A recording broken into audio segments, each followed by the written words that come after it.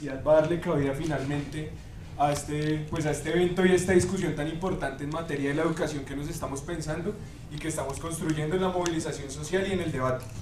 En esa medida, como ya presentaba en el foro, vamos a tener pues en primera medida la intervención del profesor Rodrigo Primni, profesor de la Universidad Nacional y director del Centro de Estudios de Justicia. En un segundo momento tendremos el profesor Mauricio García, profesor también de la Universidad Nacional e investigador de justicia. Tendremos al profesor Frank Molano, docente de la Universidad Distrital, historiador y vocero del MODEP.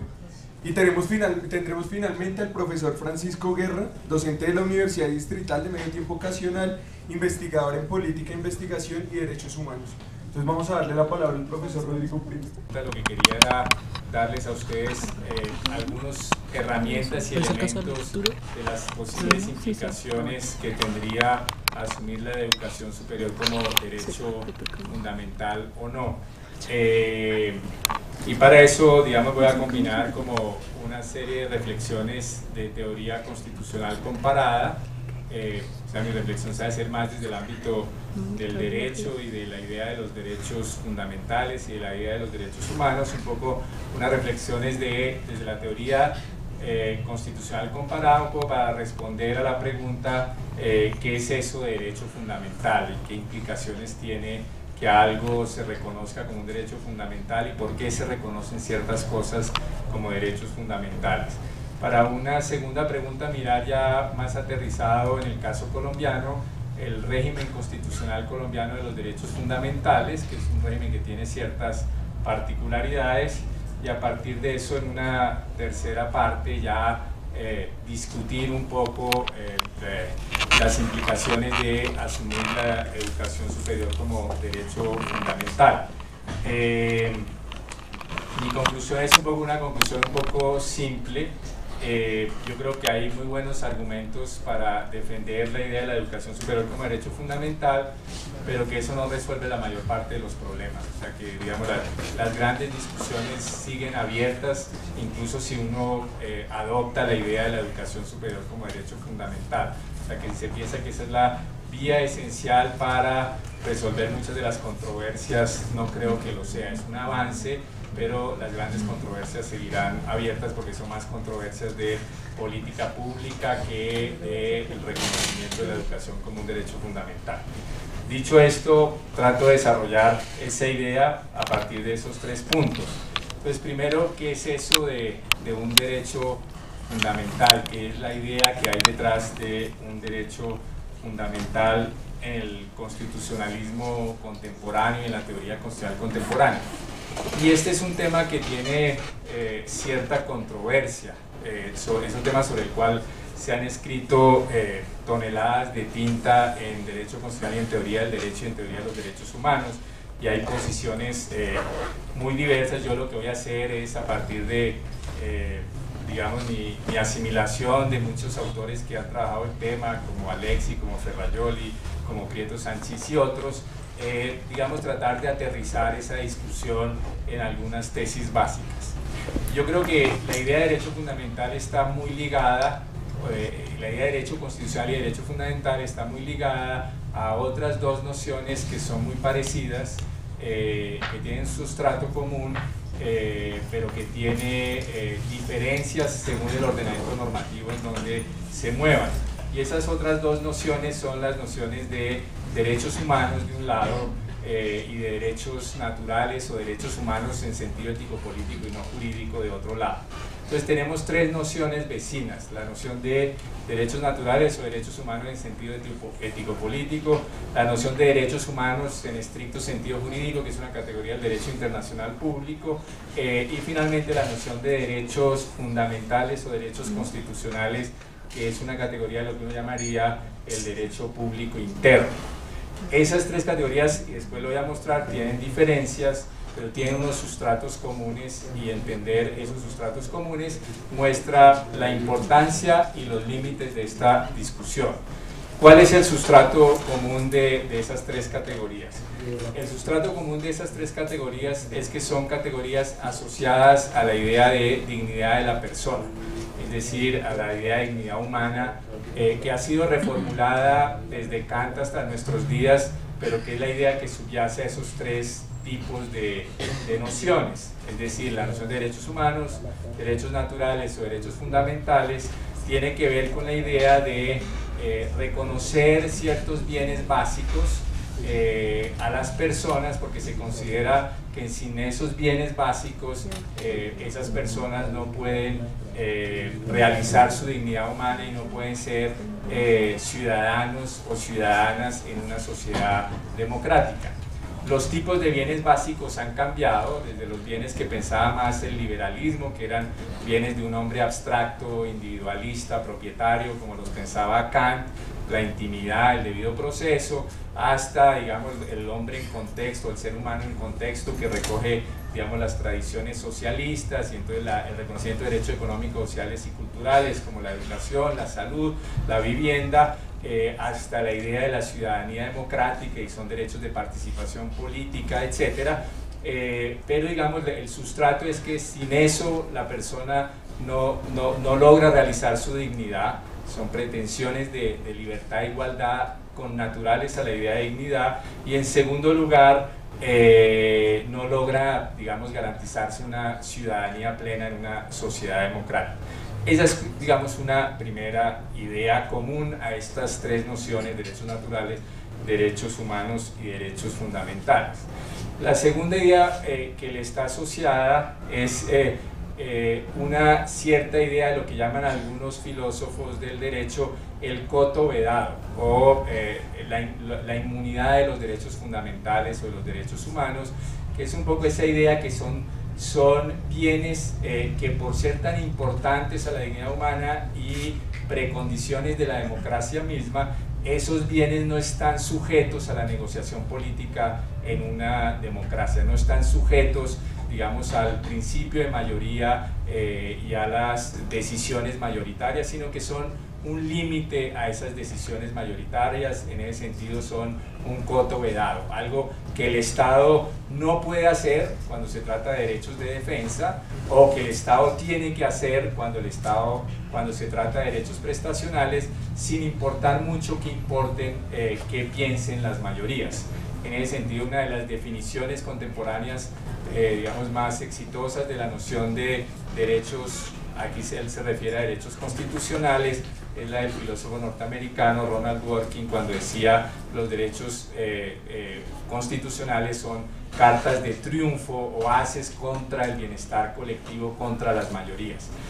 Puede que las mayorías no estén de acuerdo con que se garantice la intimidad o con que se garanticen derechos a la población LGBT, pero si uno considera que esos son derechos humanos, derechos fundamentales, derechos naturales, tiene que garantizarlos sin importar la opinión que tenga.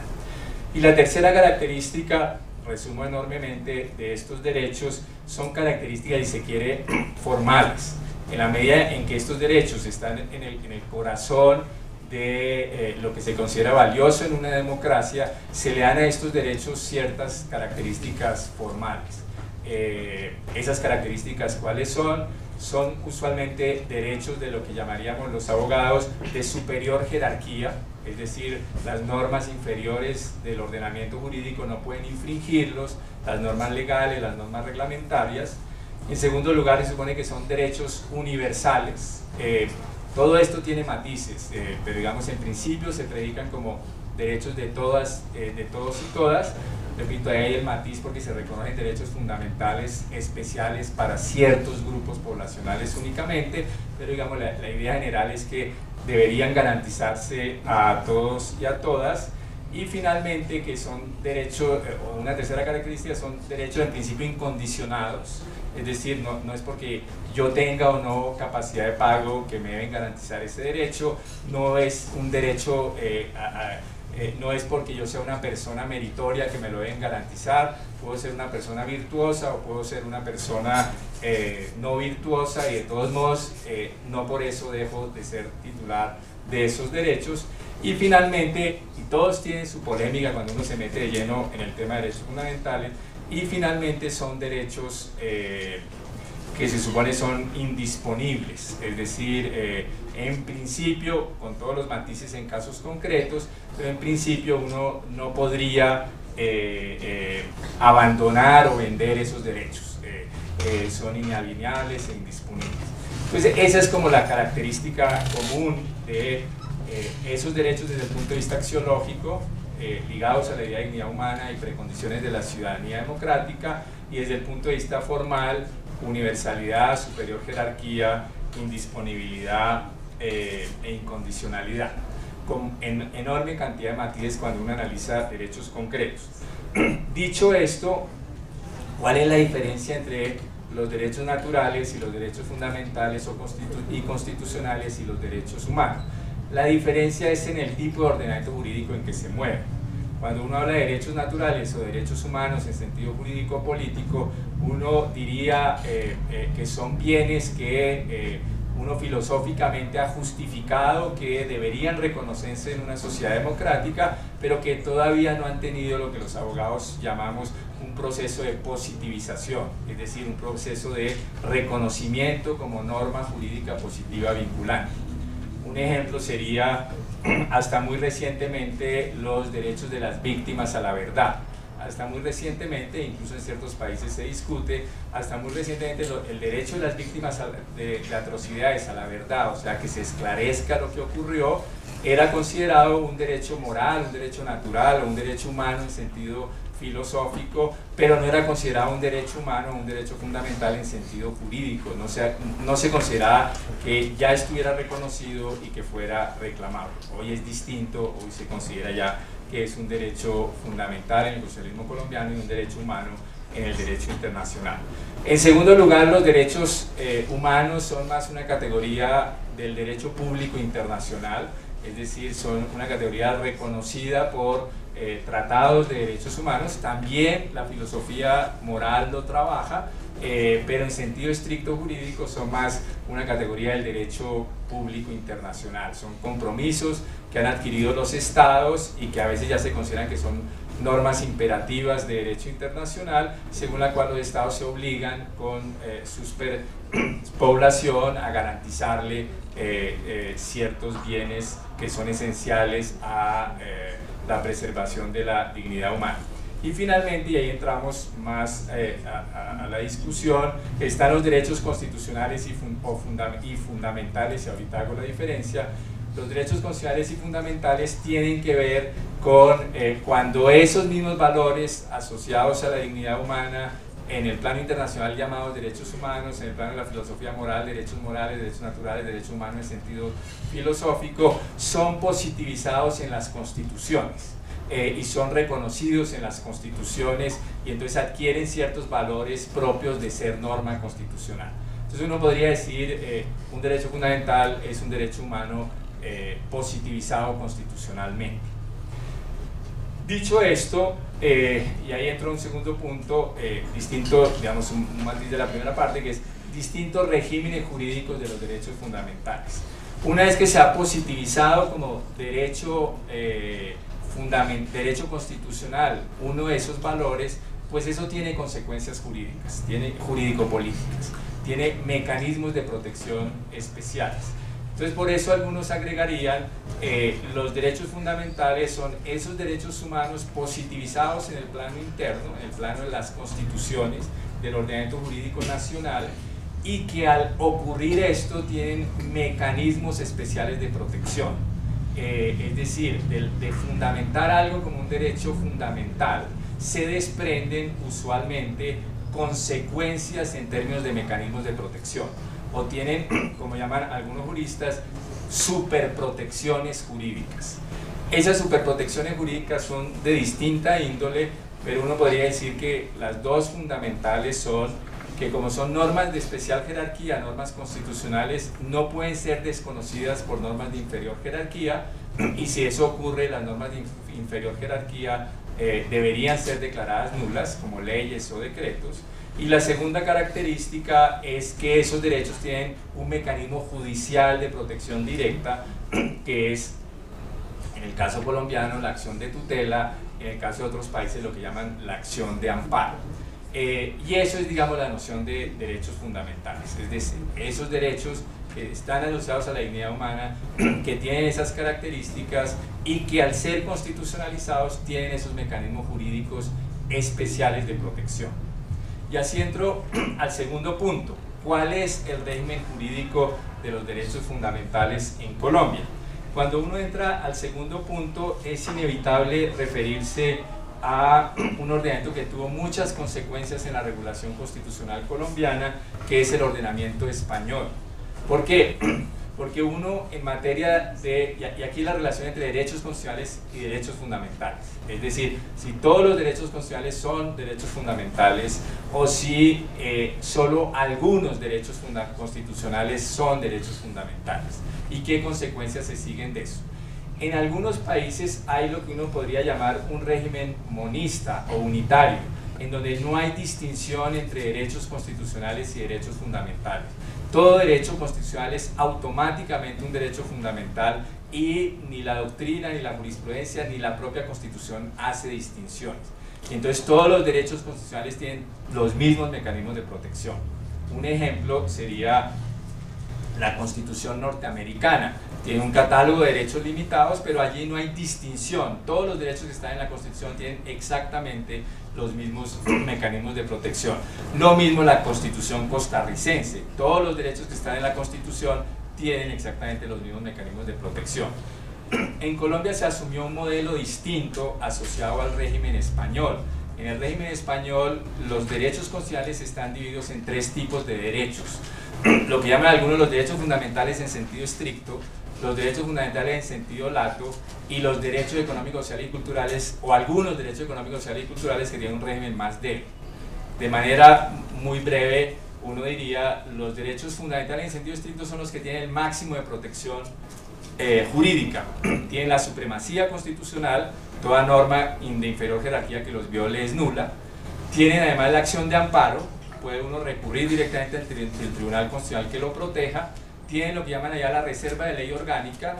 Cualquier regulación de esos derechos tiene que estar por una ley especial. Y finalmente tiene un mecanismo de resistencia frente a la reforma constitucional. La reforma constitucional de estos derechos requiere una protección súper especial. En cambio, los otros derechos solo tienen algunos de los mecanismos de protección. Algunos no tienen la acción de amparo ni tienen la reserva de ley estatutaria, sino solo la supremacía constitucional. Colombia adoptó un régimen semejante y por consiguiente en Colombia hay una distinción entre derechos constitucionales, que es el género, todos los derechos que están en la Constitución, pero conforme al ordenamiento jurídico colombiano, no todos los derechos constitucionales son derechos fundamentales. Y entonces, como en Colombia no hay una lista cerrada de derechos fundamentales, o según la jurisprudencia de la Corte Constitucional no es así, entonces ahí se plantean dos discusiones distintas.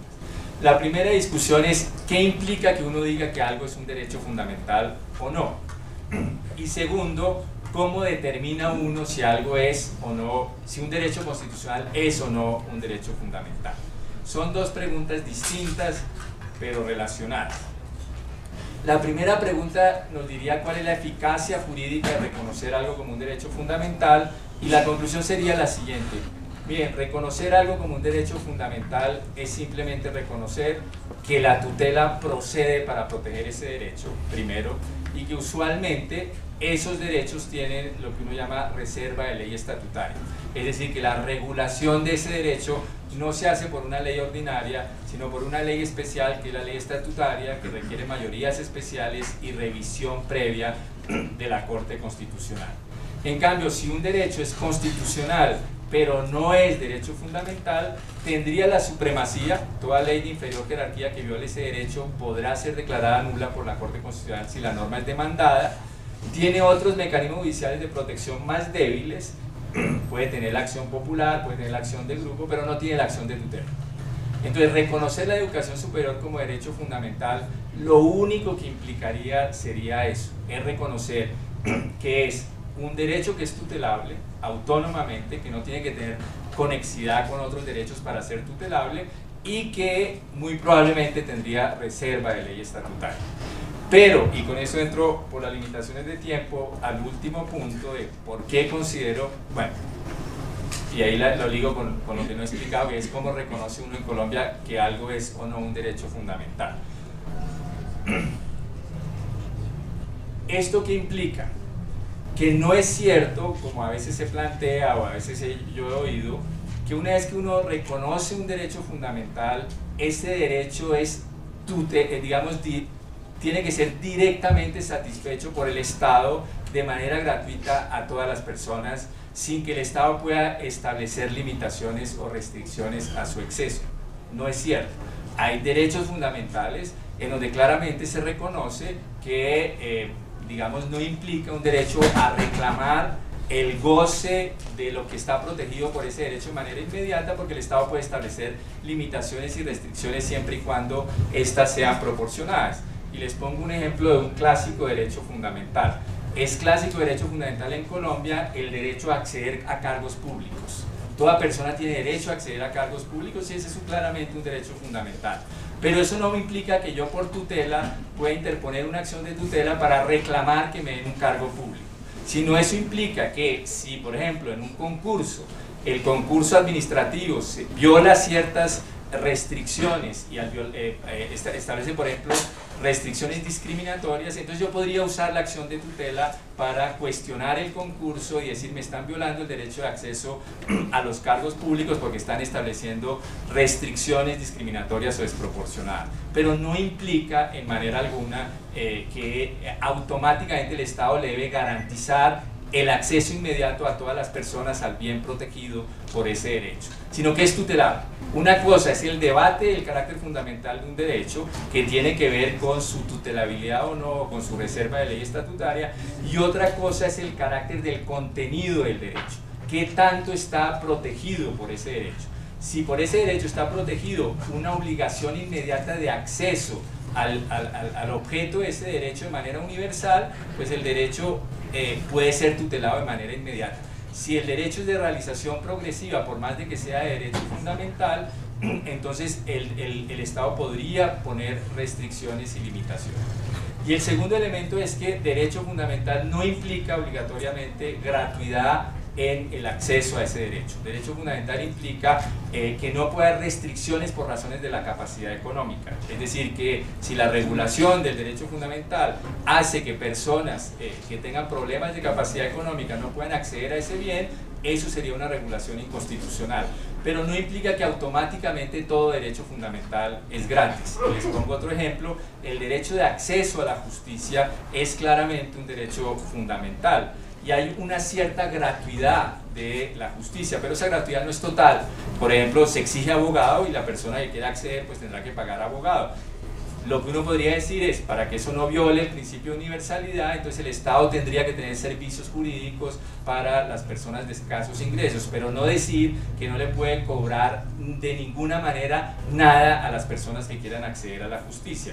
Entonces, una cosa es la naturaleza del derecho, el carácter fundamental del derecho, y otra el contenido protegido por ese derecho, que son dos discusiones distintas.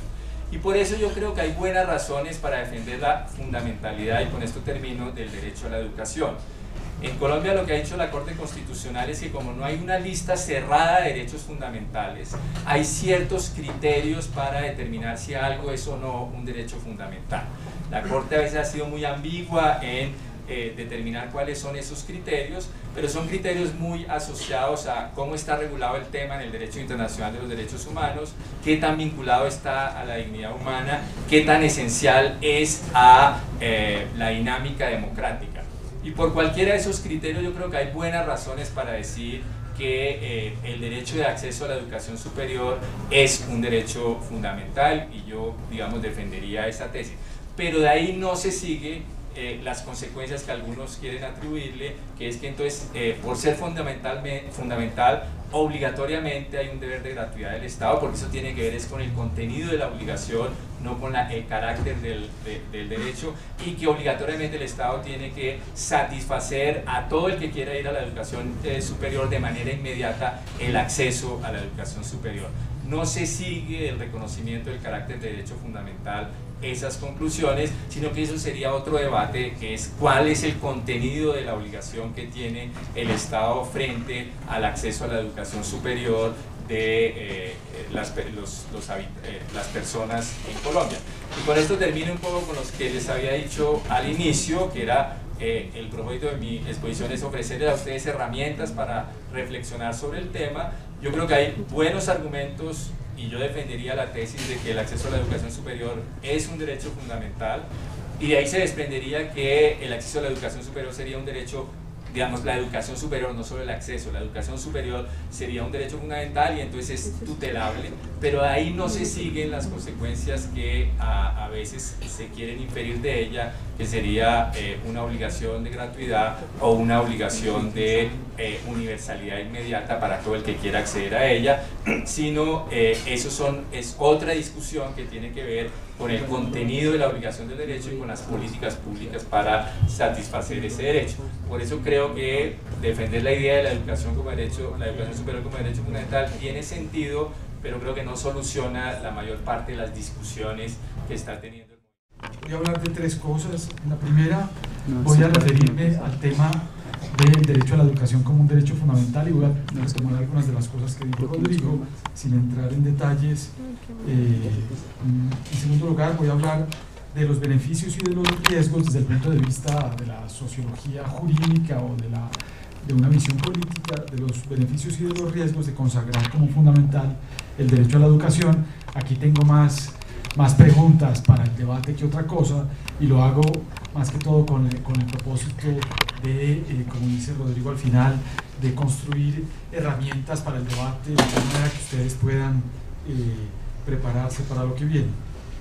Y en tercer lugar, finalmente voy a hacer algún comentario muy breve sobre la relación entre los derechos sociales y las luchas populares. Entonces empiezo con lo primero.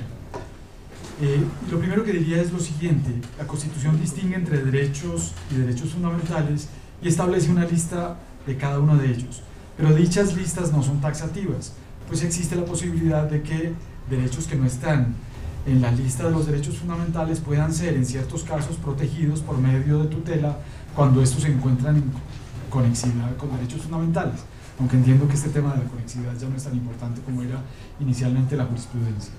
Así las cosas, todos los derechos pueden ser eventualmente, es decir, bajo ciertas circunstancias, tutelables. Si eso es así, la característica esencial de un derecho fundamental en Colombia es el hecho de que sea tutelable. Lo que podemos decir entonces es que todos los derechos pueden ser fundamentales bajo ciertas circunstancias según lo definan los jueces. Lo segundo que quisiera decir es esto: lo fundamental de los derechos, la fundamentalidad de los derechos no significa lo mismo en cada uno de los derechos. El hecho de que un derecho sea tutelable no quiere decir que sea de aplicación inmediata, como lo explicó Rodrigo, ni que implique una satisfacción plena de ese derecho. Los derechos fundamentales pueden ser protegidos de manera progresiva o bajo ciertas condiciones. El derecho a la educación es un derecho de aplicación progresiva, no inmediata. Es decir, el Estado tiene la responsabilidad de promover progresivamente de remover progresivamente todas las barreras materiales que impidan a los ciudadanos acceder a la educación. Llámense estas barreras presupuestales, de cobertura, de calidad, de acceso, de adaptabilidad, pero la progresividad de estas barreras no sugiere que se exija un acceso de carácter gratuito, como bien lo explicó Rodrigo. Y aquí hago referencia a la sentencia o a la jurisprudencia T016 del 2007, que dice lo siguiente: uno de los aspectos en los que la jurisprudencia constitucional ha avanzado es en el de señalar que reconocer la fundamentalidad de un derecho no implica necesariamente que todos los aspectos cobijados por ese sean tutelables. Primero, porque los derechos constitucionales no son absolutos, es decir, pueden ser limitados de conformidad con los criterios de razonabilidad y proporcionalidad que ha fijado la jurisprudencia. Y segundo, porque la posibilidad de exigir el cumplimiento de las obligaciones derivadas de un derecho fundamental y la procedencia de hacerlo por medio de la acción de tutela son cuestiones diferentes y separables. Hasta ahí las comillas. Siendo así, las implicaciones que se derivan de adoptar el carácter de fundamental para la educación superior parecen más de tipo político. De decir en la opinión pública y en el debate público que un derecho es fundamental, eso tiene un impacto político y simbólico muy importante, mucho más importante, como lo explicó Rodrigo, de lo que digamos, mucho más importante eso que las implicaciones puramente jurídicas o instrumentales de que se defina como fundamental o no. O lo digo en otros términos, todas las demandas, o buena parte de las demandas que yo he oído hasta ahora del movimiento estudiantil sobre la educación superior podrían llevarse a cabo sin la necesidad de que el derecho a la educación superior fuera un derecho fundamental, aunque seguramente esto podría de alguna manera ayudarlo. Y con esto paso al segundo punto, que es el de la lucha política. ¿Qué tan conveniente es desde el punto de vista político lograr que se acepte en la ley de la educación superior que el derecho a la educación superior es un derecho fundamental? Y aquí diría lo siguiente entonces: dado que las implicaciones jurídicas prácticas de convertir el derecho fundamental a la educación no parecen ser mayores o no parecen ser tan fuertes como pareciera, por ejemplo, de allí no se deriva el tema de la gratuidad, valdría la pena preguntarse qué tan conveniente es dar esta batalla política por la fundamentalidad. Entonces yo diría que eso tiene unas ventajas y unas desventajas. Y más que las desventajas, yo lo que tengo es algunas preguntas o algunas dudas. Entonces las ventajas me parecen más claras. Primero lo que dice Rodrigo, digamos, me parecería como un paso adelante. Se crea con esa consagración una presión política adicional sobre las autoridades gubernamentales que puede además por la vía política traducirse en una presión social sobre los jueces que deciden estas cuestiones y en general sobre las altas cortes. Y eso parece ser conveniente que se consagre, parece, digamos, un paso por lo menos simbólico adelante.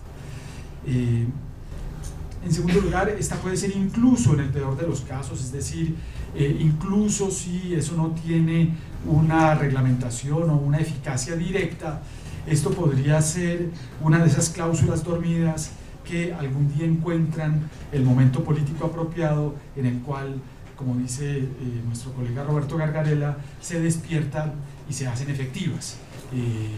Digamos, esto puede dar lugar a luchas actuales y a luchas posteriores. Si las luchas actuales no se traducen en instrumentos concretos, puede incluso ser bueno que queden ahí para el futuro. ¿Cuáles son los riesgos que yo veo? O más que los riesgos, las preguntas que yo veo. En primer lugar,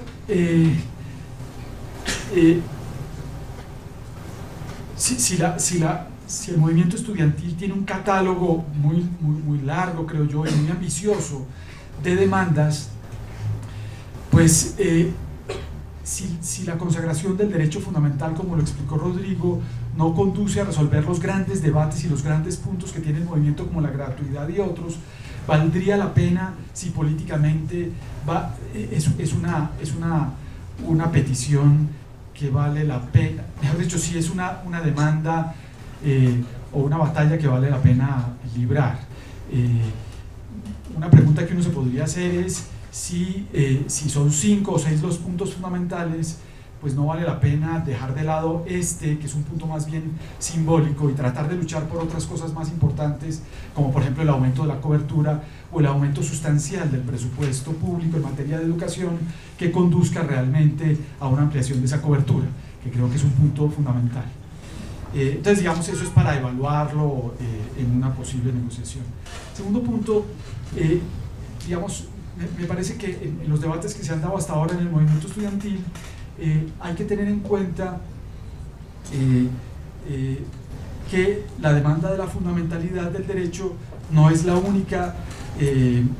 Bueno, digamos que la demanda de la fundamentalidad, la implicación simbólica de la fundamentalidad, justamente por estar muy ligada al tema de la dignidad humana, da un poco a entender también que el paso por la universidad es fundamental para la dignidad humana. Y eso tiene mucho que ver con una cierta obsesión que en América Latina tenemos por el título de doctor, y por el hecho de que aquí todo el que pasa por la universidad se le diga doctor. Y a mí, digamos, yo una de las cosas que me temo es que esto aumente ese fenómeno ya consolidado en América Latina y particularmente en Colombia de subestimación de las personas que no pasan por la universidad, como si no pudiera haber dignidad por fuera del paso por la universidad. No digo que esto necesariamente pase, pero creo que el movimiento estudiantil debe tener también en cuenta esto. Hay muchas maneras de llevar una vida digna sin tener que pasar por la universidad, y hay que también tener en cuenta, digamos, una cierta valoración necesaria en Colombia de profesiones y de opciones de vida que no necesariamente implica pasar por la universidad.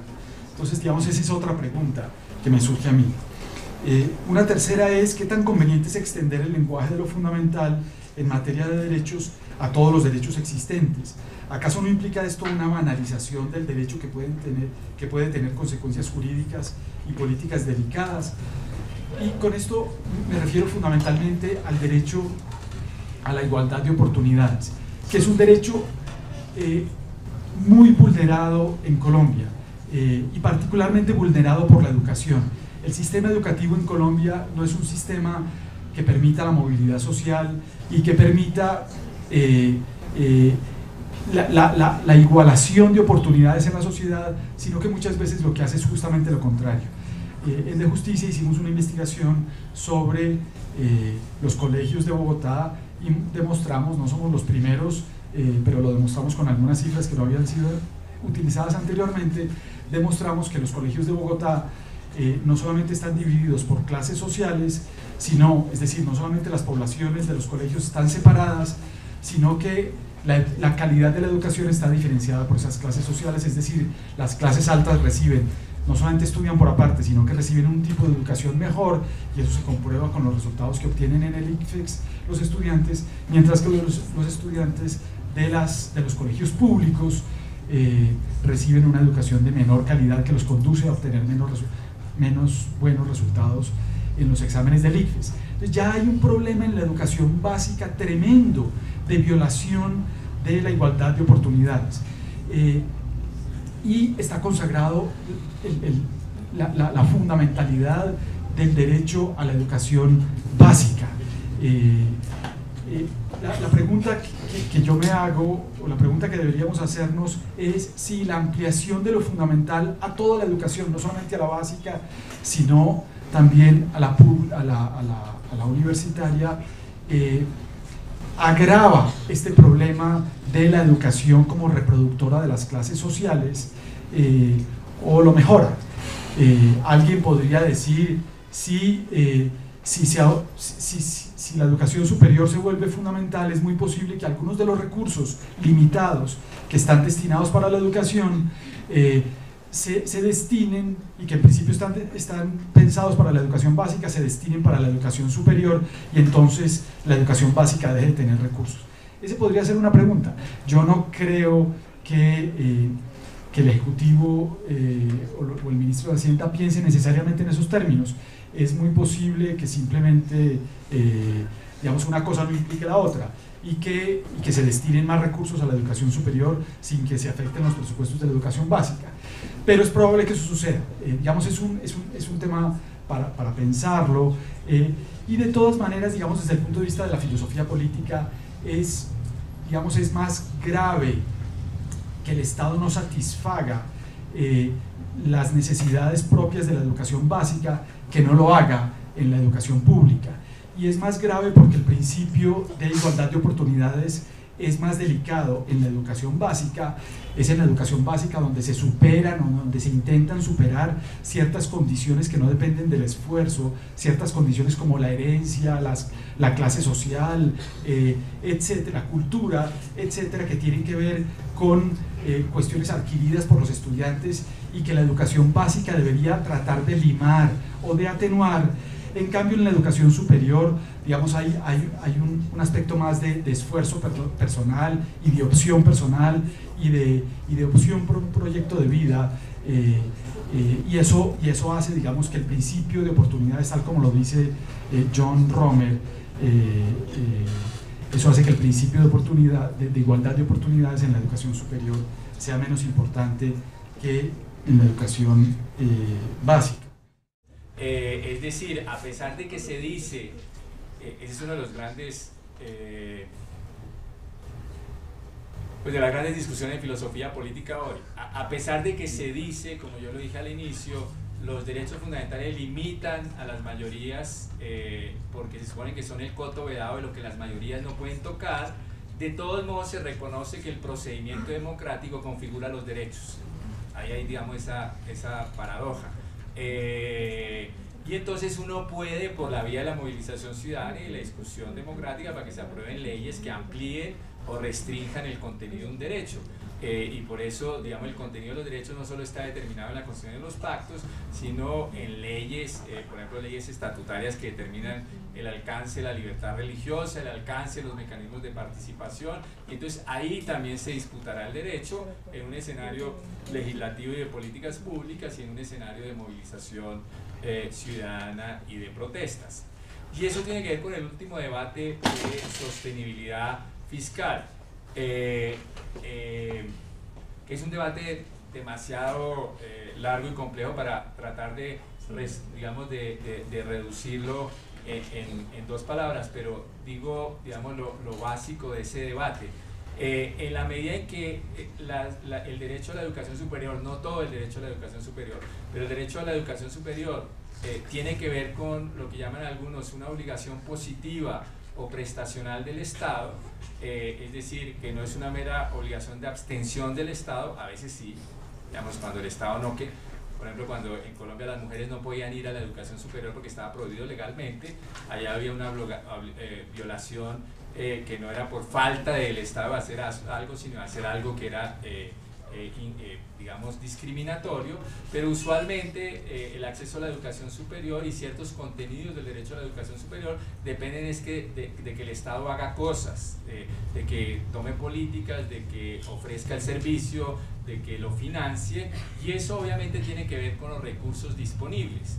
Entonces ahí la categoría que hay en el derecho internacional de los derechos humanos es que el Estado tiene que tratar de realizar el contenido del derecho hasta el máximo de los recursos disponibles, pero el máximo de los recursos disponibles no debe ser entendido, eso es relativamente claro hoy en la doctrina internacional de derechos humanos, no debe ser entendido únicamente como los recursos presupuestales que en un determinado momento tiene el Estado, sino que uno puede argumentar que a pesar de que el Estado hoy tenga, digamos, determinados billones de pesos en impuestos y que diga que no puede ampliar la educación superior, ese argumento no es suficiente si uno muestra que, por ejemplo, el Estado tiene una capacidad de ampliación de la tributación, como es en el caso colombiano, en donde los niveles de tributación frente al PIB en comparación al resto a países que tienen niveles de desarrollo semejante es relativamente bajo, y entonces que ahí, digamos, hay una capacidad de obtener más recursos disponibles.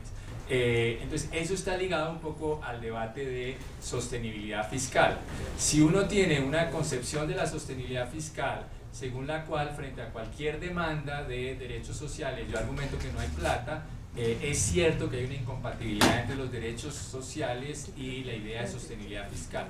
Pero si uno tiene una idea de sostenibilidad fiscal, digamos, más amplia, más, si se quiere, keynesiana y más de largo plazo, según el cual, digamos, el Estado puede argumentar que en determinados casos no puede, digamos, hacer determinados gastos porque llevaría a desequilibrios macroeconómicos profundos y dramáticos. Entonces ahí uno puede decir que entre los principios de sostenibilidad fiscal y el máximo de recursos disponibles, entendido así de una manera amplia, y los derechos sociales, no hay contradicción. Pues más que el debate de si hay o no principios de sostenibilidad fiscal, a mi juicio el buen debate es cómo entiende uno la sostenibilidad fiscal y su relación con los derechos. Bueno, yo creo que la pregunta que me hicieron en buena parte fue respondida por Rodrigo. Simplemente quisiera agregar lo siguiente. Que es insistir en esto de que la dignidad humana es también un concepto, digamos, que tiene grados. Entonces, la violación, a mi juicio, de la dignidad humana, derivada del hecho de que a un estudiante, de que a un niño no se le dé educación básica, en principio parece mayor que la violación que se deriva de que a un estudiante universitario no se le dé educación superior. Y eso tiene que ver con esa relación que, repito, hace Romer entre circunstancias y esfuerzo. El Estado en la educación básica tiene como obligación fundamental limar las herencias y las circunstancias de clase, sobre todo, que tienen los niños que están en la educación básica. Y eso tiene que ver con la superación de eso que hemos llamado en Colombia el apartheid educativo. En Colombia tenemos un fenómeno de apartheid educativo y el apelativo no es demasiado fuerte para lo que existe. Pues bien, ahí hay una obligación tremendamente importante. Como lo explicó Rodrigo, en la educación superior, pues el hecho de que en determinadas circunstancias algunas personas por razones de mérito no puedan entrar a la educación superior, eso puede ser injustificable. Dicho esto, hay que también tener en cuenta que la educación superior en Colombia solamente tiene una cobertura del 30% y que, digamos, la gran mayoría de las personas que quieren entrar a la universidad no lo pueden hacer. Entonces hay que luchar desde luego por la ampliación de esa cobertura y por la ampliación de los presupuestos. La pregunta, repito, es si esa lucha necesariamente pasa, parece que no, según lo hemos sostenido Rodrigo y yo, por la definición de fundamental del derecho a la educación superior, o depende de otras cosas distintas. Muy buenas tardes y muchísimas gracias a las compañeras y compañeros del trabajo que hacen talleres y que empieza este año dinamizando una serie de reflexiones que son bastante importantes para esta lucha nacional del movimiento estudiantil, pero también del pueblo colombiano, en torno a este primer tema, a lo que está en discusión, el sentido que le damos a la idea del derecho a la educación. Pienso que hay un consenso dominante que hay que entrar a discutir. Lo leí en la página del ministerio, en el que el viceministro dice: sí, podemos aceptar el problema de la fundamentalidad del derecho a la educación, pero eso no implica en ningún momento gratuidad. El derecho fundamental puede ser entendido en muchos otros campos. Para mí el punto es el punto del pliego de la mane de la gratuidad de la educación superior. Uno de los puntos nucleares de esta batalla política y social y cultural de instalar en el ordenamiento jurídico la categoría de la gratuidad de la educación superior. Y esa es una batalla simbólica, pero también que va a tener, si bien esta lucha se hace en el marco jurídico, en el ordenamiento jurídico actual, va a tener implicaciones en ese mismo ordenamiento jurídico y va a implicar que ciertas formulaciones aplazadas o postergadas se materialicen. En el año 66 Colombia firmó, por ejemplo, el famoso PIDES, el Pacto Internacional de Derechos Económicos, Sociales y Culturales. El famoso artículo 13 dice, en su parte final dice: se planteará el acceso a la educación superior por todos los medios posibles, particularmente por la gratuidad, que será progresiva. Es decir, desde el año 66 varias generaciones han tenido, creo que el Estado colombiano entiende la progresividad como la eternización de la no gratuidad. O sea, vamos, mire, año 66 está establecido progresividad, lo ratifica en el Pacto de San Salvador, lo vuelve a ratificar en el 99 y siempre está lo mismo. Está clarísimo que desde hace más de 40 años se hizo una apuesta simbólica de definir la gratuidad de la educación superior, pero agregando la idea que es progresiva, se ha postergado indefinidamente. Y ese es un asunto también de voluntad política y obviamente en este caso de correlación de fuerzas. En este momento histórico del país es muy importante que se haya vuelto a colocar el tema de la gratuidad de la educación superior y que se ubique, para mí eso es importante, como lo plantea la MANE, y no por populismo, sino que hay un elemento esencial ahí, de lo que implica la redimensión del derecho a la educación superior. Y eso tiene que ver con dos asuntos. Creo que también un nuevo ordenamiento jurídico, como es el camino que están transitando varios procesos latinoamericanos, de refundar sus proyectos nacionales a partir de nuevos ordenamientos constitucionales, caso boliviano, caso ecuatoriano, el caso venezolano, digamos, el paso atrás que hace Argentina, desenmarcándose de la tradición neoliberal y consagrando el derecho, incluso la gratuidad de la educación superior.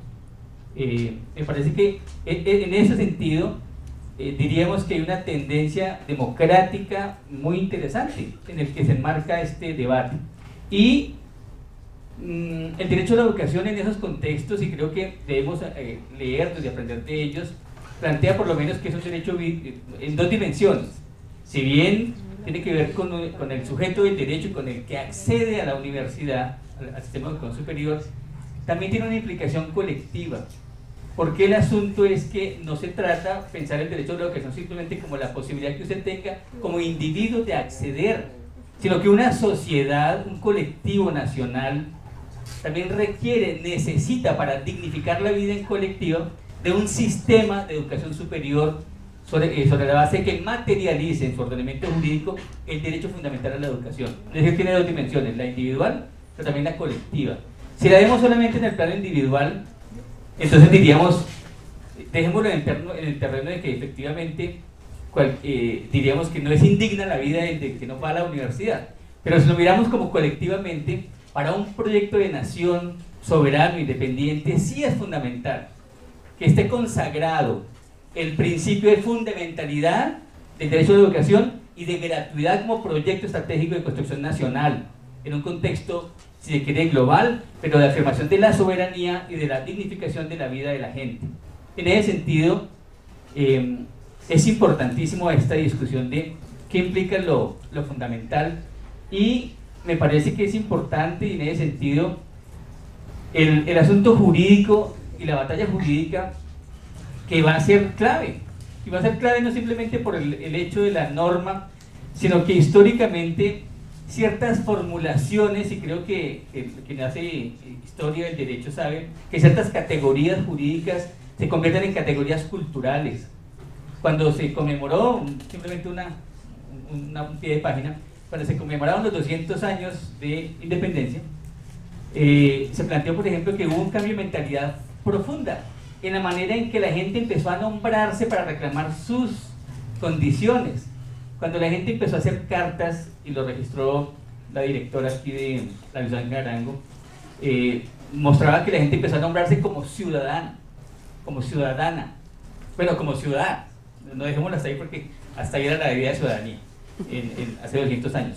Pero esa forma de nombrarse como ciudadano implicaba una condición subjetiva cultural distinta a nombrarse como vasallo del rey. Y eso tuvo que ver con esos elementos jurídicos incipientes. Por eso, simbólicamente, no simplemente tiene un efecto, digamos, de orden retórico, tiene un efecto también de implicación política en la manera en que la subjetividad del colombiano empieza a enunciarse y a anunciar como que tenemos un sistema de educación superior, una universidad gratuita, laica, pública y para todas y para todos. Y eso tiene obviamente implicaciones que tienen que afectar la voluntad política, digamos, de quienes detentan las riendas del Estado colombiano. Por eso es una batalla fuerte. Creo yo que el asunto hay que ponerlo en el plano tanto de lo individual, pero también de lo colectivo nacional. Y en ese sentido la fundamentalidad implica que este Estado colombiano no puede renunciar a tener un sistema de educación superior público, gratuito, laico, democrático. Y eso tiene implicaciones para el que accede, pero también para el que está, porque es que la universidad no solamente tiene que ver con el estudiante que está un periodo de tiempo, también tiene que ver con las regiones donde está esa universidad o esa institución, tiene que ver con los docentes y trabajadores.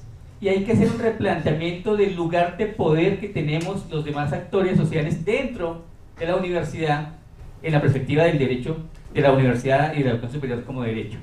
Porque efectivamente se trata de quitarle ladrillos a la estructura de privilegios históricas sobre las que se ha sentado el sistema de dominación en el país, y en el que efectivamente el sistema de educación superior ha sido una pieza fundamental para sostener la secular segregación social de clase y cultural, y cómo este sistema educativo público y privado le ha jugado a ser segregante, jerarquizante y excluyente. Y efectivamente, como se plantea en el nuevo proyecto de ley, el asunto va a ser en la batalla cultural, simbólica, jurídica y obviamente en la correlación de fuerzas políticas definitivo. Por ejemplo, debemos apostarle, y creo que en alguna de las audiencias públicas lo decía muy bien el profesor Munera, el asunto del recurso económico tiene que ver con la estructura del gasto público y la estructura fiscal del país, que es un asunto de voluntad política. Creo que la apuesta que hicieron el año pasado los ecuatorianos, que invito a que ya está colgada en internet el nuevo Estatuto de Educación Superior del Ecuador, que fue la batalla del movimiento estudiantil ecuatoriano y de los profesores, que consagraron hace 2 años, en Ecuador la gratuidad de la educación superior. Está consagrada y por ley, y está siendo aplicada desde ya. Claro, tiene su asunto, y es que efectivamente ese derecho a la gratuidad también se puede perder, porque en el transcurso quien pierde el derecho, quien decide no tenerlo, mirando el asunto de los méritos académicos, renuncia a ese derecho. No quiero más la gratuidad, no me interesa que el Estado me ayude, entonces mi ritmo académico, y está consagrado en la Constitución de forma muy interesante, en la Constitución ecuatoriana, el nuevo planteamiento de que efectivamente es un derecho universal, obligatorio para aquel que quiera. Es que la obligación es del Estado tenerlo, no es del sujeto que es obligado a ir. Si él quiere acceder a ese derecho, pues tiene que hacerlo, pero efectivamente también puede perderlo, y esa es una posibilidad que nos da el proceso en el Ecuador, de cómo quedó en la Asamblea Nacional de ese país la formulación jurídica de su proyecto de ley de educación superior. Decía también que para los demás sujetos que vivimos en la universidad tiene que quedar consagrado el derecho a la educación superior. Por ejemplo, para los trabajadores hay un debate que ponen muchos trabajadores en las universidades sobre si participan o no en los órganos de decisión. En este momento decir que sí, simplemente porque son trabajadores, sería complicado. ¿Por qué razón? Porque en ciertas universidades regionales, donde la estructura de poder gamonal tradicional tiene como cuota de poder regional a esos trabajadores precarizados, que son fichas de las administraciones, porque no hay carrera administrativa en las universidades para los trabajadores, claro, serían simplemente votos de los gamonales de turno. Lo que el movimiento de trabajadores de las universidades tiene que plantearse es que tiene que haber la capacidad de su autonomía política al interior de los órganos de poder, para que no sean dependientes de ninguna fuerza externa a la universidad que condicione su opinión y su posición. Entonces, en ese sentido hay que pelear también el derecho de los trabajadores a decidir el destino de las universidades. Tiene que ver con que tengan las condiciones de carrera administrativa, que no nos haga depender de un patrono, de una microempresa, o del gamonal de turno que le dio el puesto a cambio de sus votos. Entonces tiene que también pelearse. En el caso de los docentes, nuestros derechos, esa minoría ínfima de docentes de planta, por ordenamiento jurídico, que acepta la precarización como condición de vida del 80% de los profesores de las universidades públicas y privadas, sin derechos, no son ciudadanos en el sistema de universidad, en la democracia universitaria, tienen que replantearse. Entonces, también ahí hay un elemento de lo que implica pensar el derecho a la educación. Y hay otro elemento que nos parece llamativo, porque es la tendencia latinoamericana que habría que trabajarlo más. Y es que, listo, aceptamos no el derecho individual, sino colectivo, derecho a educación superior como derecho fundamental, como derecho colectivo, no solamente del individuo que accede, sino de la sociedad en su conjunto, de los beneficios que trae para una sociedad tener educación pública de excelencia gratuita, para los que viven en esa universidad o en esa institución. Pero también hay algo que tenemos que aprender de lo que nos enseña el proceso de Bolivia y de Ecuador. La Constitución del Ecuador consagró, por ejemplo, un título dedicado a lo que llaman los derechos de la madre tierra, apelando a un repertorio jurídico proveniente del mundo anglosajón, digamos, para los posmodernos decoloniales, que suponen que el repertorio cultural de nuestros pueblos hermanos simplemente es las claves del indigenismo latinoamericano, pues no, también hicieron un repertorio cultural jurídico internacional y apelaron a la categoría del bien común. ¿Por qué razón? Porque la idea de bien común, y esa es una propuesta que queremos hacer, la vamos a publicar la otra semana, de que la universidad debe ser un bien común, y en el ordenamiento jurídico colombiano tiene que abrirse el campo a la categoría del bien común. Eso se hace producto de la aparición y de la fuerza política de los sectores subalternos que también erosionan y logran en las fisuras del modelo jurídico, del ordenamiento jurídico, instalar otro tipo de categorías. Esa idea del bien común con que se pone, por ejemplo, los derechos de la madre tierra, implica considerar, y creo que en eso los dos panelistas anteriores podrían aportar elementos, de que la universidad como institución, ella tiene derechos, no solamente el sujeto que accede o el profesor o el trabajador, sino la institución tiene derechos. Y revisemos la manera en que quedó consagrado los derechos de la madre tierra en la Constitución ecuatoriana. En la idea, porque ese es el debate que les colocaban, que por qué si el titular de un derecho solamente es un sujeto racional que puede defenderlo, un árbol, un animal, no puede ser sujeto de derecho, porque subjetivamente no está en condición. El argumento viene del sistema, de los argumentos de abogados norteamericanos y europeos que dicen, pues es que la sociedad humana también tiene sujetos que no pueden valerse, los niños pequeñitos, los bebés, y los bebés no tienen derechos, las personas autistas no tienen derechos por no poder defenderse, pero hay un tutelar de ese derecho, es decir, sus padres, sus acudientes. En ese sentido, ¿quién es el tutelar de los derechos de la institución universitaria? Pues somos los estudiantes, el movimiento estudiantil, y los profesores, las instituciones fundamentales de la comunidad académica. En ese sentido, el bien común, si logramos instalar como categoría en esta batalla jurídica y política, que en el nuevo proyecto de ley se consagre que la educación superior colombiana es un derecho fundamental y es un bien común de la nación, implica que los docentes y los estudiantes somos los tutelares de ese derecho, somos los responsables de defender ese derecho. Eso tiene también más implicaciones, además de la idea del derecho fundamental, porque un bien común implica asumir que la universidad es una construcción que ha sido producto de generaciones anteriores que nos la han donado y que nosotros tenemos que donarla mejorada a las generaciones que vienen. Y nadie, ningún sector privado, mercantilista puede apropiarse de ninguna de las funciones de la universidad. Y en ese sentido implica también replantear las funciones que tiene la universidad, por ejemplo, en ciertas instituciones de educación superior, en donde han privatizado funciones misionales estratégicas como la investigación. ¿Cuántas IES privadas aquí en Bogotá carecen de sistemas de investigación fortalecidos y compran en el mercado la investigación para mostrarle a los pares acreditadores que tienen investigación? Y eso el sistema jurídico colombiano lo permite, el sistema de acreditación. Tiene investigación, sí, está patentada de la universidad, pero eso es un sistema de investigación universitaria, pues obviamente que no.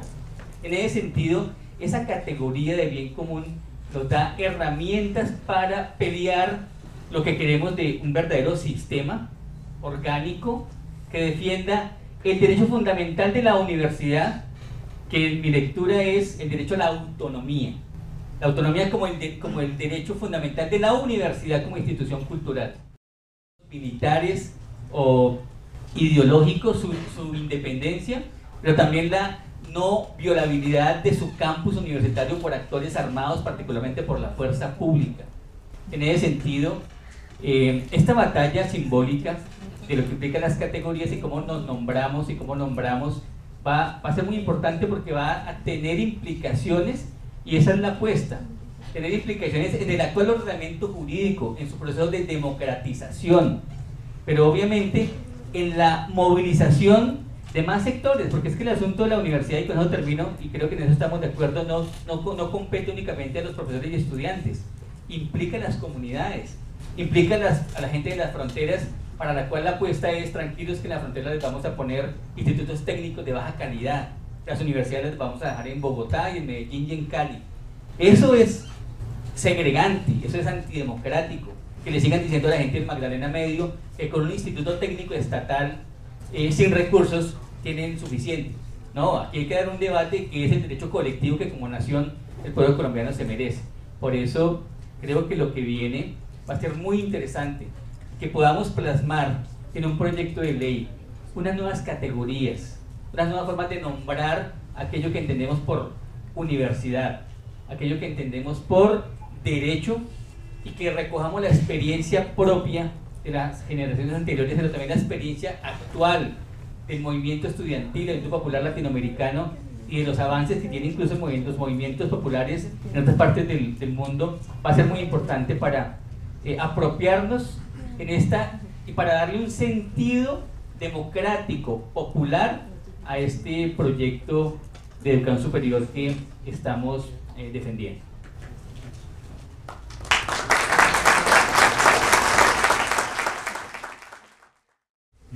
Buenas tardes, ya noches. Primero agradecer a los organizadores de este evento.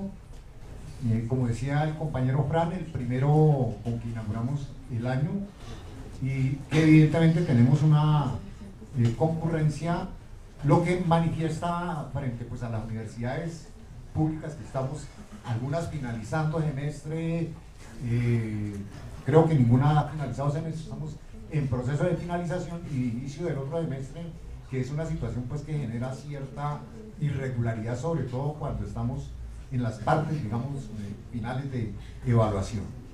Bien, yo quiero traer a la discusión como varios elementos que me parecen importantes tener en cuenta para la construcción de una propuesta desde el bien común que permita pensar el derecho a la educación superior como un derecho fundamental, pero no solamente como ello, sino también entender a esa educación superior como un derecho. Creo que eso ya lo ha como transitado el profesor Fran, y de pronto sobre esa parte no profundizo. Bien, yo quiero señalar lo siguiente. El problema del entendimiento de los derechos, hay muchos enfoques desde donde podemos entender los derechos.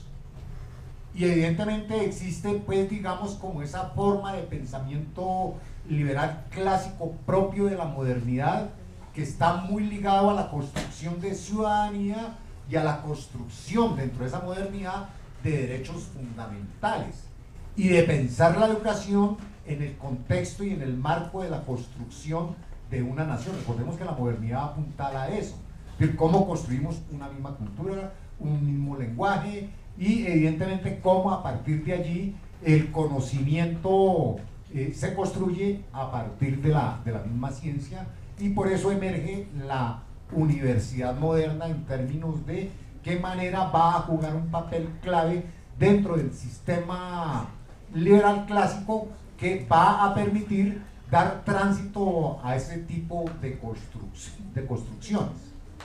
Es, digamos, ahí hay, digamos, como una forma de ver la perspectiva que aún algunos conservan y algunos todavía reivindican en términos de construcción social. Una segunda perspectiva, ojo, que va a modificar sustancialmente esta forma de pensamiento de la modernidad, es la construcción que se hace desde el enfoque neoliberal, que evidentemente recurre a elementos sustanciales del liberalismo clásico, pero que los transforma en términos de las formalidades, de los procedimientos y de la construcción misma de las normas jurídicas. Recordemos que este elemento o este enfoque de los derechos evidentemente tiene un punto muy importante y muy clave, y es tratar de mirar, pues, digamos, como aquellos aspectos que están relacionados en las formalidades mismas. Es decir, la racionalidad de la lógica instrumental nos conduce a un problema estadístico. Eso está ligado con las políticas globales que se aplican a contexto de lo local y lo nacional en los distintos países. nótese una diferencia importantísima. Cómo hacia el norte, que ahorita se está modificando, pero cómo hacia el norte hasta hace poco se conservaba, digamos, la gratuidad, estoy hablando del mundo europeo occidental, la gratuidad de la educación universitaria y el libre acceso a la misma. Y evidentemente ese es un elemento por el cual hoy en día, por ejemplo, países o los jóvenes, los estudiantes de los países de España y de otros países se están levantando en términos de que están perdiendo, digamos, como ese elemento que tenían de la tradición liberal clásica que pedía o que posibilitaba, digamos, como ese elemento de desarrollo. Existe una nueva forma que han venido aplicando algunos países, que es una concepción socialdemócrata de los derechos, en donde evidentemente hablan de que el problema no solamente se limita a la individualidad de la ciudadanía, sino también a la integralidad. Y evidentemente ese proceso de integralidad implica necesariamente que un derecho fundamental replica sobre otro tipo de derechos. Para el caso de la educación, es decir, que no solamente tengo acceso al cupo en la universidad, sino que también debo tener acceso al problema de la alimentación, al problema de la vivienda, al problema del transporte, al problema del empleo cuando sea egresado. Bueno, es decir, ahí hay una integralidad que es importante y se plantea desde allí. Y hay una cuarta tendencia que yo la denomino socialista, en donde evidentemente se contempla la plenitud de los derechos como tal. Y estas discusiones, digo yo, es importante tenerlas en cuenta porque nos pueden dar luces hacia dónde puede pensarse de la perspectiva de pensar la educación superior como un derecho. Digo, ese es un primer elemento que yo aporto a la discusión, que me parece básico y fundamental tenerlo en cuenta, porque eso se va a traducir en los contextos de lo local y de lo nacional que venimos adelantando y desarrollando. Bien, un segundo elemento tiene que ver con un problema particular de Colombia. Nosotros tenemos no solamente unas tradiciones jurídicas, sino también hay unas transformaciones en esas tradiciones jurídicas, pero yo no quiero hablar de esas tradiciones jurídicas, sino más bien como de las tradiciones culturales y simbólicas. Cuando hablaba del ejemplo del liberalismo clásico y de la modernidad, es que evidentemente nosotros no logramos coronarlo. Nosotros logramos, a propósito de lo que tú nombrabas de los 200 años, de hace 200 años, un proceso, bueno, entre comillas, de independencia, evidentemente no implicó la modernidad, implicó una puja entre el problema de si llegábamos o no llegábamos a la modernidad, porque nosotros estamos atravesados por la tradición española, no solamente en el campo jurídico, sino que tenemos toda la herencia de la Iglesia Católica que pesa sobre la estructura tanto del sistema de las relaciones sociales como también de las relaciones económicas, y tiene una repercusión sobre la educación. Recuerden que en pocos periodos del siglo XIX se logra construir formas laicas de Estado y organización en cierta medida del campo de la educación, también de manera laica, pero que nuevamente a partir de la Constitución del 86, de 1886 estoy hablando,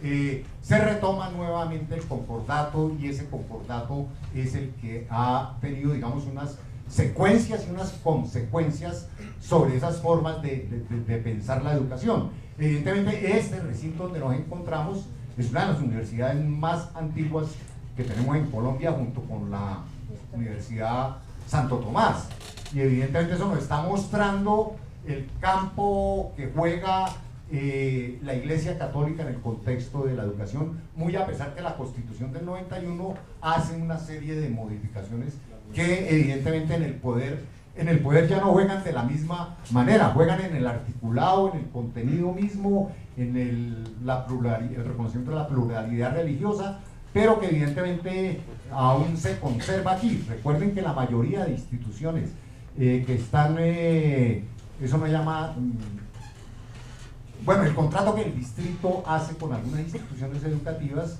en donde paga por cada estudiante de la básica, estoy hablando aquí de la básica, está en manos de colegios que son de religión católica. Es decir, no se abrió el espacio a otras religiones, sino está constreñido allí, y eso es importante tenerlo en cuenta en términos de que esto también tiene unas repercusiones sobre la educación superior. Bien, ese elemento de cultura está ligado estrechamente al problema de las formas como las élites han venido gobernando el país y de dar a entender en el contexto social que evidentemente lo que se hace son unas concesiones de derecho cuando evidentemente los movimientos sociales durante el siglo XX logran las presiones de los movimientos sociales son las que logran que vayan incluyéndose en la anterior constitución la consagración de una serie de derechos a partir de los pactos, digamos, internacionales que se han firmado al respecto. Hay un giro importantísimo en el contexto global. Si ustedes cogen la Declaración Universal de los Derechos Humanos, se consagra como un derecho básico y fundamental el derecho a la educación. Y evidentemente los giros están en los pactos que se han llevado a cabo. Cada vez se han hecho como, digamos, dos reducciones del problema del derecho a la educación. Una, reducir a la infancia ese derecho como fundamental, es decir, solamente la infancia va a tener acceso. Y evidentemente hasta ahora no es tan cierto, si hay una gratuidad en la educación, pero no es tan cierto de que la gratuidad sea plena para todos los estudiantes de la básica, en términos de que tenemos la división entre instituciones públicas e instituciones privadas. Y evidentemente el que tiene a los hijos en el colegio privado está pagando por el derecho. La gratuidad se da, digamos, en los colegios estatales, ahí donde digo no hay evidentemente la plenitud misma. Y digamos que ese elemento de reducirlo a la infancia tiene que ver con las exigencias de una serie de políticas internacionales. Es decir, el cumplimiento de cada vez se hace una revisión a los pactos, hasta dónde está cumpliendo y de qué manera logra avanzar o no logra avanzar. Y en ese campo nosotros lo que alcanzamos a mirar es que la cobertura en la básica y media ha aumentado considerablemente, aunque no logra hacerla en su totalidad y tampoco en su plenitud. Es decir, todavía tenemos niños por fuera de la escuela, y ese componente hay que tenerlo en cuenta dentro de las discusiones y debates que damos. El otro aspecto es que la reducción, del derecho se mide en términos estadísticos, pero también se mide en términos costo-beneficio, en términos de eficiencia, eficacia, cumplimiento, etcétera, etcétera, que eso hace que se dé una diferenciación entre las mismas instituciones, y que evidentemente, si bien es cierto de que ustedes hicieron el rastreo, nosotros hicimos un rastreo desde la Universidad Distrital haciendo un seguimiento a la cátedra en el libro Escuela, Ciudad, Localidad, lo dejamos consagrado ahí, de cómo evidentemente existe cada vez una mayor inequidad, una mayor exclusión y una mayor desigualdad en el contexto ahí no alcanzamos a detenernos en la educación superior, solamente miramos la básica y la media, y que nos reflejó, digamos, como uno de los aspectos. Hay otros que habría que señalar, pero no traigo aquí a razón de dar explicaciones de ellos.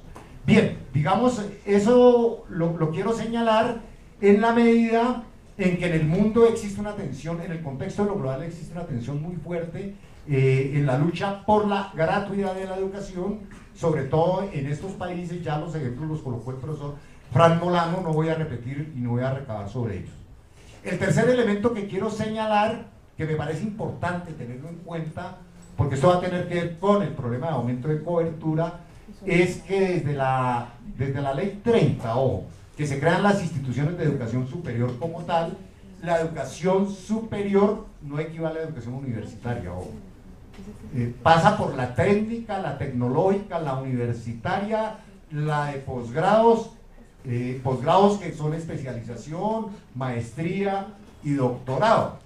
Y evidentemente sí hay una ampliación de la cobertura, uno no puede desconocer eso, porque se ha colocado lo técnico y lo tecnológico en el campo de lo superior, y no podemos entender lo superior como lo universitario. Ahora bien, hay que dar una pelea de lo técnico y tecnológico. Yo no estoy negando de que evidentemente las personas deben formarse en el campo que dignamente consideren más pertinente en su proceso de formación. Lo que yo planteo aquí es la discusión de hasta dónde evidentemente se considera o puede considerarse la inclusión de ellos dentro del contexto de entenderlo como derecho fundamental y de qué manera podríamos entender ese derecho fundamental. Valga esta aclaración para lo que yo he denominado como algunas propiedades de lo que podría ser el derecho a la educación superior. Bueno, no sin antes advertir lo siguiente.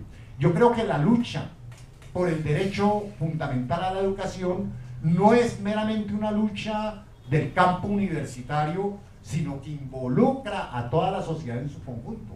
Porque es que esa lucha toca mirarla en perspectiva, ojo, no solamente de lo que incluye el sistema educativo, no solamente en lo que incluye unas minorías que pueden ingresar dentro de ese sistema educativo, sino que debe ser de todos y todas en el contexto de las necesidades, de las expectativas, de los intereses que van construyendo las comunidades, y de esa manera es que se construye, digamos, el derecho también como una concepción colectiva. No considero importantísimo tener en cuenta como los siguientes elementos que podrían dar podrían tenerse en cuenta para la discusión. El problema de una buena educación versus al problema de la calidad de la educación. Creo que es un punto clave que hay que tener en cuenta en la medida en que no se trata de hacer mediciones sobre productos y resultados obtenidos tal como hacemos hoy en día la acreditación en las universidades. Nosotros cuando tratamos de certificar la alta calidad de una universidad, lo que estamos es jugando evidentemente con unos estándares que nos imponen para lograr unos récords y lograr desde allí, digamos, esas acreditaciones de alta calidad, pero que no está atravesada por el problema de la dignidad en el contexto de la educación. Y la dignidad implica involucrar algunos elementos sustanciales para que efectivamente se haga ese derecho. O sea, el problema de pensarnos el derecho a la educación desde la integralidad o desde la plenitud nos conduce necesariamente a mirar que no solamente, y vuelvo a insistir mucho, se trata de que usted tenga acceso vía cupo, ingreso a universidad, sino que tenga todas las garantías dentro de ese contexto mismo de la universidad.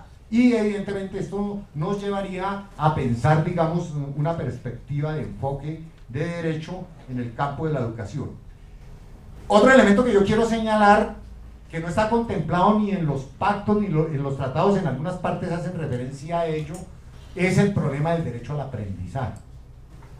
Y evidentemente el problema del aprendizaje está mediado y limitado por las formas y las prácticas culturales que tenemos sobre la evaluación, que no es evaluación sino calificación, y que es una calificación que busca en cierta medida no medir, pues yo no podría decir si el aprendizaje se puede medir o no, porque lo estoy mirando desde una perspectiva sociocrítica, más no desde una perspectiva psicologista, y eso me hace pues que me formule la pregunta. No tanto medir el problema del aprendizaje, porque hoy en día eso es lo que estamos haciendo, mediciones en términos cuantitativos, es decir, calificamos, y la pregunta allí es hasta dónde estamos descalificando y hasta dónde no estamos profundizando, digamos, como sobre ese aspecto del contenido mismo que implica el aprendizaje, y de qué manera tendríamos que reinventarnos formas que contengan expresiones en donde se pueda manifestar el aprendizaje de los estudiantes. Eso no es imposible porque yo lo he logrado en algunos de los cursos a través de distintas actividades diferentes a la medición. La medición, ojo, es un elemento, es un invento que ha tenido que ver con procesos de exclusión. El hecho de que se pase por una serie, no tiene que ver solamente con el problema de los talentos y los méritos, sino que también está mediado por elementos de exclusión y evidentemente y de preparación dentro de los contextos mismos que conducen a dicha exclusión. El problema de la participación me parece un elemento clave dentro del contenido mismo del derecho, y el problema de la participación no de manera formal, porque nótese como por ejemplo traigo aquí a cuento toda la política neoliberal que hace exigibilidad de procesos participativos, por ejemplo para avalar planes de desarrollo o planes de ordenamiento territorial, si se quiere. Es decir, se arma toda una parafernalia, como nos ha pasado aquí en Bogotá con los encuentros ciudadanos, que finalmente no es qué es lo que la comunidad y la localidad necesita, sino evidentemente cómo se mete el plan de desarrollo de quien está en el gobierno y de qué manera se ejecuta. La participación tiene que ver con elementos decisivos, de carácter decisivo, es decir, no simplemente es participar para estar allí, sino participar para la toma de decisiones. Y eso está ligado, no profundizo sobre ello, en términos de la autonomía universitaria. Es decir, el derecho de la participación, que debe ser un derecho individual, pero a la vez colectivo, se convierte también en un derecho de la misma institución, si lo queremos mirar. El problema de pensarnos, el problema de pensarnos el derecho desde la interculturalidad. Es decir, nosotros no somos homogéneos, somos heterogéneos. E incluso apelamos a tratar de mirar lo que los indígenas pueden enseñarnos desde su conocimiento que tienen de la Pachamama, o de los que tienen herencia afro, nos pueden enseñar desde sus formas de vida y de sus formas de resistencia, porque evidentemente ahí hay una construcción que me parece que excluye en términos yo los invito a que hagan una revisión. Hay un documento muy interesante, no sé si todavía estará colgado, en la comunidad de San José de Apartadó, de cómo conciben ellos la Universidad Campesina de la Resistencia, en donde la concepción del derecho, ojo, es bastante distinta a la que nosotros estamos pensando en este momento, en términos occidentales. Pero allí tiene una gran riqueza, y tiene que ver con lo último que estoy señalando de la interculturalidad, en términos de que involucran todo el proceso, como campesinos que son, de que el aula de clases se convierte evidentemente el campo, en donde se produce. Y yo me formo en el campo y me educo en el campo, y no necesariamente lo tengo que hacer atrapado en las cuatro paredes de un aula de clase. O el caso de las comunidades indígenas, sobre todo en el Cauca, que tienen ya la universidad indígena, en donde evidentemente desde la educación propia están construyendo una nueva, digamos, misma concepción. Yo digo eso, tenemos que mirarlo, que revisarlo, y evidentemente tratar de ver cómo sustraemos de allí algunos elementos que me parecen básicos para la discusión. Yo invito a los organizadores que traten de hacer esos contactos e invitar a, digamos, como a personas claves que vienen desarrollando dichos procesos. O la Universidad de los Movimientos Sociales que Sousa plantea ¿no? está construyendo para Latinoamérica, y que allí nos da también como elementos para entender, digamos, lo que estamos discutiendo. Quiero cerrar con lo siguiente. Primero, solamente a través de la ampliación como lo hizo ejemplarmente el movimiento estudiantil, que cogió una fuerza posteriormente de movimiento universitario, y que en determinado momento se sintió y se vivió, por lo menos en la calle, como movimiento social, porque lograron evidentemente mover la sociedad. Sino tenemos que dar la lucha para el problema no solo de fundamentar el derecho a la educación como tal, sino también en perspectivas de mirar la gratuidad, que implica necesariamente ampliación de cobertura. Frente al problema fiscal, yo sí tengo una serie de reparos muy importantes, en términos que el problema de la cultura tributaria, por lo menos creo yo que la clase media y algunos sectores de la clase popular tributan. Evidentemente usted tributa cuando le están cobrando el IVA. Aquí las exenciones de la tributación está precisamente en las grandes transnacionales y en las grandes, bueno, transnacionales, empresas ya nacionales creo que quedan muy pocas, que evidentemente a través de acuerdos, de pactos y de convenios no hacen esos tipos de tributación. Recuerden que la maquinaria de la minería, impulsado en el actual gobierno de la prosperidad democrática, exime de impuestos a muchas de las empresas que incursionan extranjeras, transnacionales, en la explotación minera. Y evidentemente yo digo, ahí digamos como un elemento. Pero el otro elemento que quiero señalar en ese problema fiscal es el problema de las redistribuciones. Aquí, bueno, no lo voy a decir en datos, pero ustedes lo saben mejor que yo, gastamos más en la guerra que en la educación, implica más, es decir, el Estado invierte más en un soldado que en un estudiante, y ese es un desequilibrio en una sociedad que se quiere mirar desde la perspectiva del Estado social de derecho. Bien, ya para cerrar, ya para terminar, considero importantísimo dentro de este proceso, bueno, que estas discusiones, ojo, circulen por distintas partes, que tengamos distintos actores en la discusión, que evidentemente creo que se está corto en tiempos de pensar en construir un documento de exposición de motivos de una ley muy bien sustentado y argumentado, que permita, es decir, yo lo que veo es que el movimiento social evidentemente debe apuntar no solamente a la movilización social en la calle, sino que tiene que apuntar también a la movilización hacia cómo transitamos vía parlamento, vía legislativo, la construcción de la norma, y que no implica, o sea, no implica que tengamos los representantes, sino qué forma alterna de construcción podemos pensar en dicho elemento de negociación y de qué manera logramos construir esto. Creo que tenemos que seguir insistiendo mucho.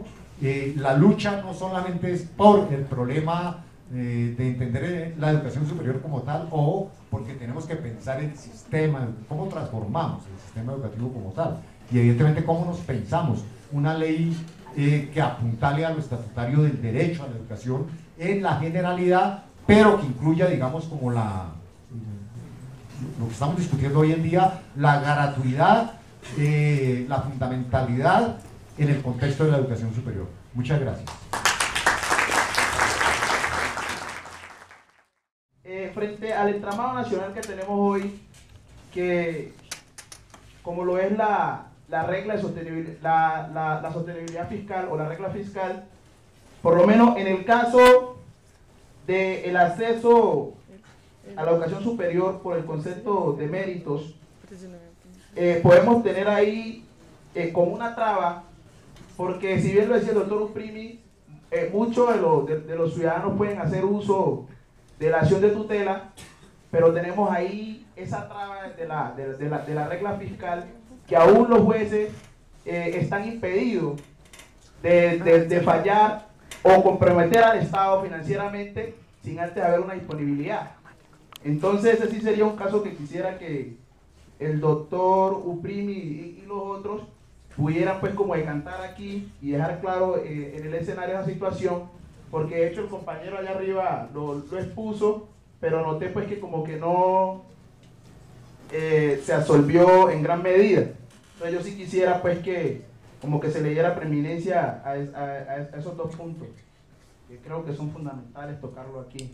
Adicional, como lo decía el compañero Aiden, la discusión de los grupos étnicos, de hecho es necesario abordarla a plenitud. Ya el movimiento afroestudiantil a nivel nacional ya se está reuniendo, y de hecho vamos a asistir a todos estos escenarios para dar la discusión.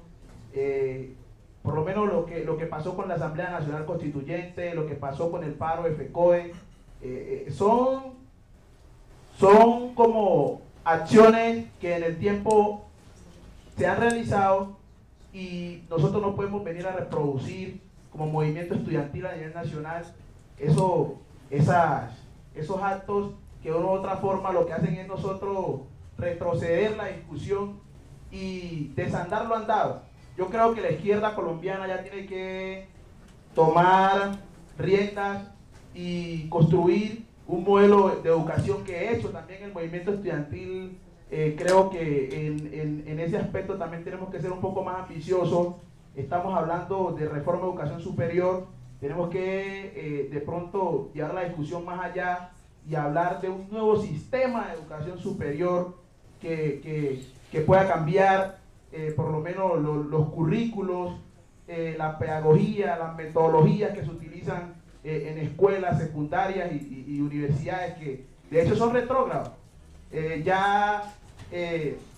Se han quedado sin peso y la misma historia nos ha ido dando la razón, porque hoy un estudiante, como lo decía el compañero ahí del Chocó, no tiene las mismas condiciones para competir que un estudiante de acá de Bogotá, cuando el profesor de él tiene que desplazarse en canoa por los ríos para ir a atender la actividad laboral, y de pronto cuando los ríos crecen mucho el docente no baja. Entonces observamos que dentro del cúmulo de temas que tiene que ver el estudiante van a haber temas que se van a quedar, y obviamente eso lo hace ser ineficiente cuando venga acá a Bogotá a presentar un examen de admisión en una universidad. Entonces son temas que hay que ir resolviendo y decantando, porque la discusión creo que se va a volver candente frente a estos temas que nos atañen y que son de realidad del país.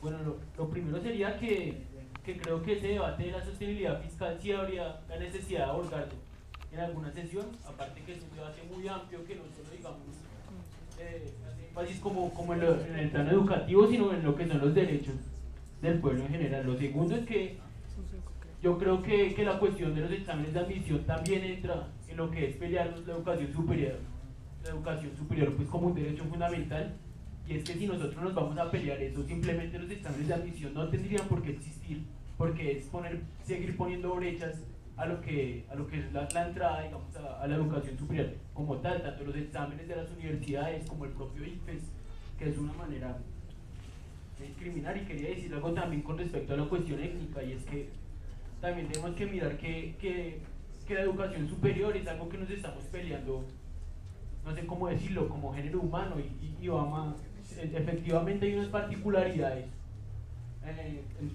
con las organizaciones afrodescendientes, con el campesinado, con los indígenas, pero esto es una lucha que tenemos que dar entre todos, porque pues al fin y al cabo tenemos que propender es que todos, sin importar la raza, sin importar la religión, sin importar su procedencia, pues puedan ingresar a la universidad y puedan hacer uso de este derecho.